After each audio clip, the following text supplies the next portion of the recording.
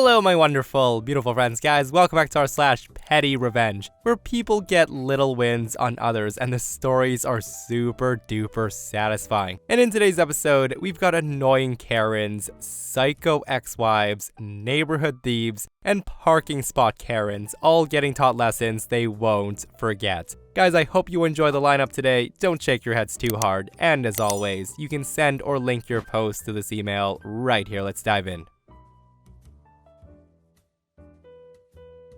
So I was in my hometown this weekend, and I drove past the library, where I spent most of my youth. It reminded me of this story. Now, I very rarely had to go downtown to the Mothership Library, which was 5 stories and almost a city block. But that day, I was in the main reading room doing research. As usual, the room had quite a few homeless people, all mostly keeping to themselves and enjoying the air conditioning. It was brutally hot that day. There were several rows of rectangular tables, each with 6 chairs, giving folks plenty of room to spread out. Suddenly, I hear this plop on my table.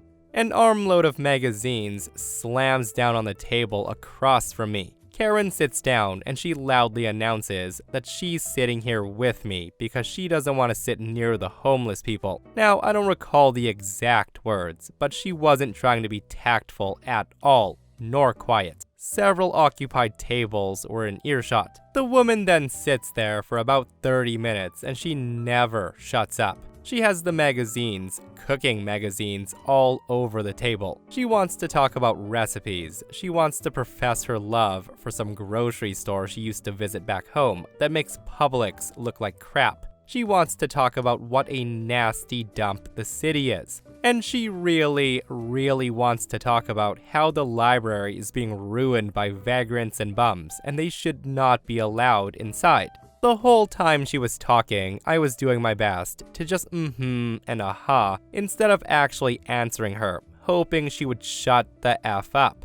My simmering dislike of her went up to boiling hatred when she starts tearing recipes out of the magazines and stuffing them in her purse. I finally look at her right in the eye and I told her to stop it. She then starts to sputter, and that's when I said, "Geez, just take pictures with your phone. Why are you destroying these magazines?" In response, she tells me that she can do whatever she wants, and then she just sits there. The woman vibrates in place for about a minute, and then decides that my behavior is way too offensive to endure, and she says it out loud to me. She then slams her stuff together, leaving the half-destroyed magazines in a messy pile, and she does the flounce and bounce. As she's walking away, I can see her notebook she left on the table. I think about it for a minute, and then pick it up, run after her, and give it to her. Very saccharine sweet, I say, "Oh, you forgot this."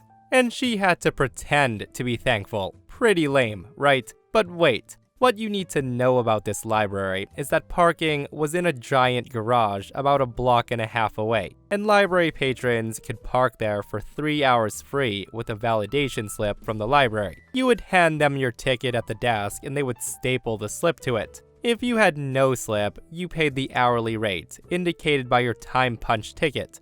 It was like $2.50 an hour. If you had no ticket, you would pay the daily rate, which at the time was $20 a day. And here's the thing. When I picked up Karen's notebook, I could see the little ticket sticking out of the top with the slip stapled to it. When I handed Karen her notebook, well, golly gosh, where did that ticket go? What a shame. I hope you had a 20 in that giant purse, Karen. Honestly guys, with Karen destroying library property without a care in the world, I think she deserved much worse than having to pay for a full day of parking. But yeah, I love that the instant karma came in the form of her having to pay $20 for being such an a-hole. And I know for a fact she was probably fuming that she lost it because guys, that happened to me once, and nothing is worse than having to pay for a full day's parking all because you lost your parking ticket and was only there for an hour. That petty revenge was so sweet. So, story time. Around the end of 2017, my boss's wife, whom I had met, and she's the most unpleasant person ever, went through a midlife crisis, and she decided to have multiple affairs and move out of their house. Divorce proceedings initiated shortly after. The following March, there was an incident between the two of them that necessitated court intervention, and for them to meet some requirements as a result. One of those requirements was her being required to walk around the house and make a list of all the items that were hers. Cue the pettiness on her part. The boss's lawyer stated, "In my 20 years of law practice, I've never seen a list this petty." This nasty woman wanted half the dish towels, half the paper plates in their pantry, half of all the pots, kitchen utensils, toilet paper, the curtains in the lounge. You get the idea. This woman made sure she got half of everything. However, my boss didn't allow her to come into the house herself to unpack, as she had spent the previous 5 months stealing out of the house at every opportunity, and he didn't trust her to pack only her belongings, so he asked me to do it. Our company was going through a slow season, so there was nothing really for me to be doing, so I dutifully started collecting her belongings. My boss was a good man, the nicest man ever, but this was his petty revenge. He instructed me to give her all the crappy stuff. If she requested one saucepan, I would shake both, and I would give her the one that had a loose handle. She would get that one. If she wanted half the bowls and plates, I would pick the ones that had little chips on it and were really ugly. She asked for the curtains in the lounge. She didn't ask for the curtain hooks, so I took all of those out. What about half the dish towels? Well, she got the grotty, mismatched ones, not the nice red set. Half the containers in the storage room, she never specified she wanted the contents, so she only got the empty containers. I did this for the entire list, making sure I was as petty as possible when packing up the house. And here's the result. Part 1. Once she took all of her stuff, she sends a very long letter via her lawyer, stating that what she received is not what was listed in her belongings. We painstakingly went through the entire list, explaining that she received exactly what was written on her list, and we couldn't possibly be at fault since she wasn't specific enough. Part 2. Their divorce was finalized at the end of 2019. Occasionally, we still get the stray email saying that we need to return items to her that weren't provided back in 2018. It makes me smile to this day, knowing that she tried to be a bitch about taking things, and my boss turned it back on her and ruined it by being extra petty. Divorce brings out the worst in people. I totally agree, guys. I don't know what happens during a divorce that will sometimes lead one or both people to go completely psycho and get at each other's throats. And unfortunately, I have known a few people who have gone through nasty, nasty separations, guys. One guy I used to work with used to tell me how his ex-wife kept lying to have him arrested, all so she could break into the house where she was no longer living to steal his stuff. This poor guy would come to work and give updates like, "Oh, last night she came over with police to grab her share of the blueberries in the freezer." So yeah, reading how OP's boss was fighting petty with petty really puts a smile on my face. So this woman named Christine used to have my phone number 3 years ago. Clearly, she didn't want the baggage in her life to follow her to the new phone number. Debt collectors, old flames, and others. Now, I can understand this, and Christine, I hope your new life is better today. That said, debt collectors gave up pretty quickly. I haven't heard from one of those for 2 years now. Some of the old flames were very persistent, but eventually they gave up as well. The last call/text from her past lover was a year ago. The big challenge was family, personal appointments from doctors, hairdressers, nails, etc., and her employer. That said, I still get the odd call/text from family that can't understand why Christine didn't share her new details. And I'm sorry, I can't help you understand her motivations. As the calls and texts would come in, I would explain it's not her number anymore, so please get her to update her details. Normal stuff for someone changing their number. People would say, "Thanks, we'll get her to update." Over time, as this continued, I start getting frustrated. I cited HIPAA to medical, and I became a bit of a nuisance to the others. That helped a bit, but largely, there was no change. As personal appointments kept coming in, more than a year later, enough was enough. I accepted the challenge of forcing change. I ignored confirmation messages until the day before, when the last confirmation typically gets sent out. I then canceled everything. Gynecologist, canceled. Hair appointment, canceled. Lawyer appointments, canceled. If they called to confirm, I would say, sorry, Christine can't make it anymore. Slowly, she starts changing her phone number. Nobody wants appointments they make getting canceled after waiting weeks or months. The best was just over a year in. I get a text from her boss, and he wants her to come in early for a special meeting the next day. I did the only reasonable thing, and I politely quit for her. The next day, I get a very nice text from her boss, saying how unprofessional, unkind, not funny I was being, etc. My response is to get Christine to effing change her number. I then get a very expletive-filled text from Christine. And my response is change your number or I will keep canceling all your appointments. At that point, I don't think she realized how her appointments were getting canceled. A second, even more expletive-filled text follows. And all I did was LOL in response. And guess what? No more personal appointments. Still the occasional family member though. Yeah, I just don't get how some people don't update their phone number when they get a new one. Like, how lazy can you be? Like, I understand places you don't go to very often, but for things like work, family, doctor's appointments, oh my goodness, you'd think those people would get the new number, right? Also, it's a good thing that OP's a relatively good person because they could have easily trolled Christine's family members, friends, workplace, and made life really rough for her.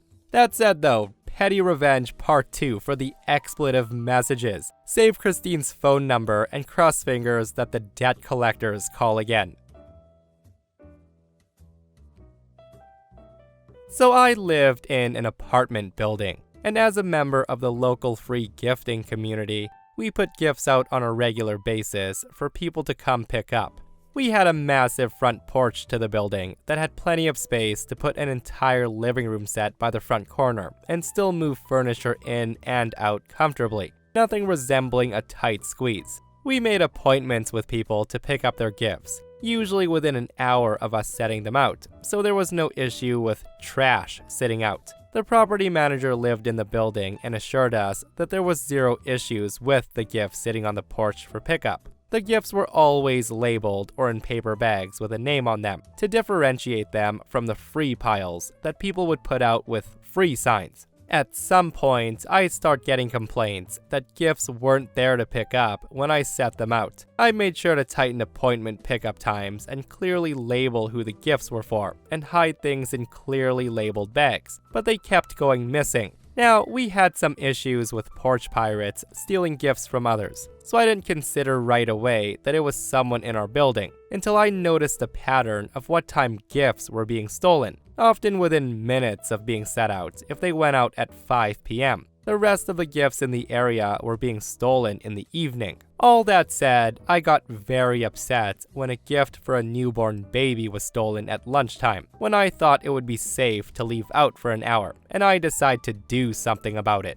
I posted in the group, just in case it was a member, as a sort of a warning to stop, that I need glitter to stop the porch pirates, and I was gifted some in bright indigo. I then wrote a note that said, "Stop stealing gifts for other people," and put it inside a paper bag. I then fold the bag down double with the edge sticking out for easy pulling open, and then stapled one end. I then used a straw to funnel glitter into the fold so it would fly out everywhere when opened, and then stapled the other end. After that, I labeled the bag with a highly distinctive name, and I set it on the porch at 4:45 p.m., with instructions to my partner that if it was still there at 10 p.m. when he got home, to bring it inside. I then waited. I don't know what I expected, maybe some screams or something. Anyways, 5 days later, I finally broke down, and I asked the property manager if anything strange happened recently. She said, as a matter of fact, somebody had called to hire the carpet cleaner for an off-scheduled cleaning because they spilled blue glitter in their carpet.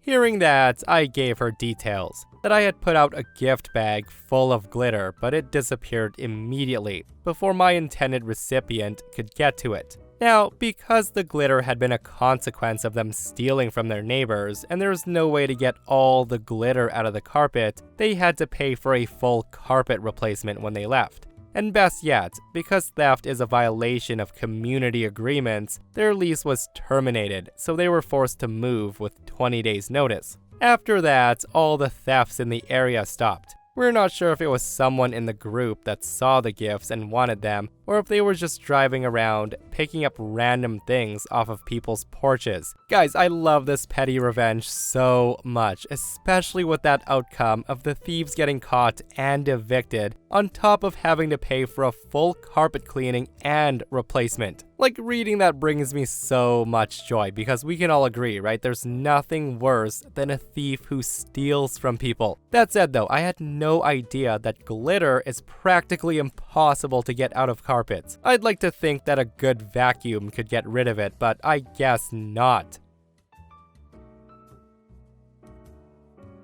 Okay, so this is a story that I heard from a friend today, and I knew this was the perfect place for it. Just for context, my friend's house has a small driveway but large bushes on either side of it. It's on a street next to a very popular park. On the 4th of July, the park was packed and street parking was hard to find. He was away, and when he came back to his house, some Karen had parked her car in his driveway. He decided to block his driveway completely in with his rarely used car. He then went inside, and soon he heard a knock on his door. It was Karen. She demanded that he let her car out this very instant. My friend just closed the door in her face. She then called the police, and they said that he was parked legally in his own driveway. So she gets a ride home with someone super angry. The Karen apparently said if he didn't move it by the morning, she would call her lawyer. Well, in the morning, she comes back, and she demands the car be let out, and she complains about Ubers. The Karen let it slip that that was a rental car, and that she was visiting family, and something along the lines of, "The kids need my car to get around, they'll be super sad." My friend just shut her out, and for the next 2 weeks, the woman comes by daily screaming at him. The Karen was supposed to leave 2 days after the 4th, but she had to extend her stay just to get her car. He eventually moved the car, but he called a towing company to tow her and informed her of it. A couple of months ago, she sends my friend a bill for the hotel, as her family kicked her out after a week. It was also for the rental car, the impound cost, and food at some of the most expensive places in town. It was over $5,000. The bill went into the garbage. I just thought this was so funny that I had to post here. I guess she learned her lesson. Don't park in strangers' driveways. It is just baffling how many people do this, guys. And I'm just gonna say that OP's friend totally deserves the crown for this petty revenge. Like, I've read so many stories of people dealing with driveway Karens, but this one takes the cake. Like, the dude trapped a Karen on his driveway for 2 frickin' weeks, guys. And there was nothing she could do about it. Like, I had no idea that was a thing. In my opinion, OP's friend should have kept the bill, framed it, and then hung it outside saying, "This is the potential cost of using my driveway." I think that this is the most petty I've ever been, and there's no need to ask if I was the a-hole because I totally was, but it tickled me and a few others. This happened a few weeks back, and it still makes my friend and I have a big laugh about it. I do deliveries around town, and as such, I need gas to do so. There's one gas station that I hit up every morning before work because gas is the cheapest, and it's on my route to work and has a better selection of breakfast and snacks and drinks than others around it. Since I've been stopping off there a minimum of 3 times a week for the past 6 years, I've gotten to know the owner and a few of the longtime staff there. They're all good people, and they treat me nicer than normal employees do. So I try to really treat them with as much respect as I possibly can. So one morning, as I'm filling up, one of the female employees, who we'll call Rachel for the story, was standing by one of the pumps. She has a few mental problems, but she's one of the nicest people I know. So while my gas is being filled, I strike up a conversation. She tells me she ain't doing so hot, because she's supposed to take out the trash from the outside bins and put it in the dumpster around the side of the building. The way the building's designed, there's only one way to get to the dumpster to put anything in it. And that way is clearly marked with signs and paint saying, "Do not park here or block the dumpster." I look over and there's a caravan of about 5 minivans parked around the area. Most were in legit parking spaces, but the biggest one, with a massive roof rack, was parked sideways in front of the dumpster, completely blocking it off. I then asked Rachel if she had asked them to move, and she said that they said they would move when they're done, and that was over 30 minutes ago. I feel for Rachel and her sad face at the time, so I tell her that I'll make it up to her. After getting the nozzle put back and got my car ready, I drive to where the van was parked, and I park my car in the first open parking spot behind it, effectively completely blocking it in. I then get out of my car and I walk about 5 steps away, when a screeching Karen pokes her head out of the window of the van, and she says, "Hey, can you move your car? I'm parked right here." I say, "Oh, but that's not a parking spot." She says to me, "Well, yeah, that's why I'm trying to get out of it." It's at this point I tell her, "Okay, but hold on, I'll be just a minute." I then proceed to walk inside the store to get my morning meal, as I hear Karen screaming for me to come back. As the doors shut in the store, I notice the place is overrun with families buying travel snacks. They're all milling about, and a few are looking out the window saying, "I wonder what Karen's yelling about." They're clearly all in her caravan. By the time I grab my food and drink and make it to the checkout line, the woman storms her way inside, and she's telling me to move my car right now. That's when I tell Karen I can't leave. That would be stealing. So I'm just gonna buy all my stuff and leave. The woman huffs at this, and she notices that everyone in front of her is a member of her traveling party, so she just glares at me the whole time. I finally make it to the front after like 10 minutes, and I go, "Oh wait, shoot, this isn't what I wanted. I'll just go put it back and grab what I really want." Luckily, I was still very early for getting to work, so I was milking it for all it was worth, and Karen is fuming at this point. When I make it back to the line, someone else is getting in line in front of me, and Karen's trying to tell him to move so I can go first. That's when the owner, who we'll call Jessica, tells her that she's not allowed to talk to customers that way, and one more outburst from her and she will kick her out of the store. Karen just mutters to herself, but she's silent. I go up to the checkout, moving and talking as slow as I can, and ask for a lottery ticket as well. After paying, since no one's behind me, I scratch it off, and what do you know, I win a free ticket. So I buy another one and I proceed to scratch that one. Now, Karen to that point had been mildly tolerable, but then she lets out this unholy screech and tells me to stop wasting her time, to which Jessica told her to leave. Karen then starts to refuse, and Jessica picks up her phone, threatening to call the cops. Karen's then swift to leave at this point, now yelling at her caravan as to why they have to wait. I thank Jess for all she's done so far and explain what's going on, still really slowly. She then laughs and she tells me how much she hates people who park there, that they get all defensive when you tell them they can't park there. But this is the first time that anyone's ever gotten their comeuppance over it. I left and I saw Rachel standing near my vehicle, doing her best not to laugh. I load up my car and I ask if everything's better, and she nods enthusiastically. I then move my car to the other side of the lot and I watch them all leave one by one, but not before Karen pulls out in front of someone and she almost wrecked. Listen guys, I know at the beginning of the post, OP said that they're the a-hole in this situation, but they totally aren't. Like, there's a difference between being an a-hole and teaching an a-hole a lesson. And I just love that OP taught that Karen a much needed lesson, and he made Rachel's day on top of it. Like, I'm sure she was super grateful to know that customers have her back. And the cherry on top is that OP buys a winning scratch ticket. Like, if that's not evidence of good instant karma for putting a Karen in her place, I don't know what is. And before we wrap up this episode, guys, this last OP wonders if they're the a-hole for doing this to their best friend. Guys, listen to this. So my best friend is quirky. She was never diagnosed with anything, but she's very clueless sometimes. I have to spell things out for her a lot. A few months back, she borrows a dress of mine, and I really love that dress. There isn't any sentimental value, but I got it when we were on vacation a few years ago. She also loved that dress, and one day, she just transferred the money to my account and told me she was keeping that dress. I spoke to her, but she just told me that that doesn't matter as she's paid me.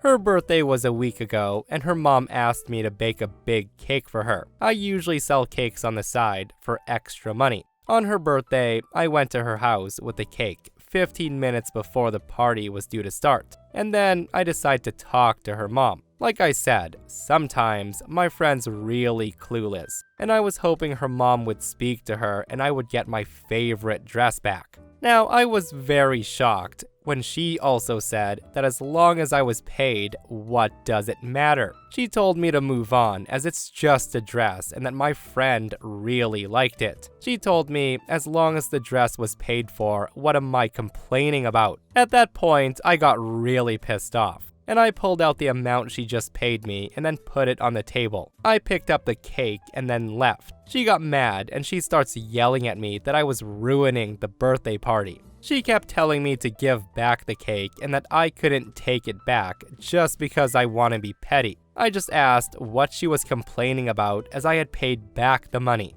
My friend ends up having a cakeless birthday party because of this, so am I the a-hole here? In my opinion, definitely not the a-hole. Like, they can have the so what, it's paid for mentality, but if it comes back on them, it's considered petty. Like, what kind of BS is that, right? Like, with that stupid logic, I would bring a bunch of money and go shopping at their house. Oh, I like this TV remote, let's just leave $5 in its place. If I were in OP's shoes, before leaving, I would have gone into her room, grabbed the dress, Venmo'd her the money, and then called friends off. Because who the heck does that to their best friend? Guys, let me know your thoughts. Is OP petty or what? And that, my friends, brings us to another end of r/ PettyRevenge. Guys, I hope you enjoyed today's stories. If you did, hit that thumbs up. And if you're not subscribed, consider subscribing so you don't miss these crazy stories. And if you missed the last episode on the channel, it's an r/ entitled People episode, where Karens are getting absolutely ruined. Go check it out if you haven't, and myself and Stevie Boy will see you guys in the next one. We love you.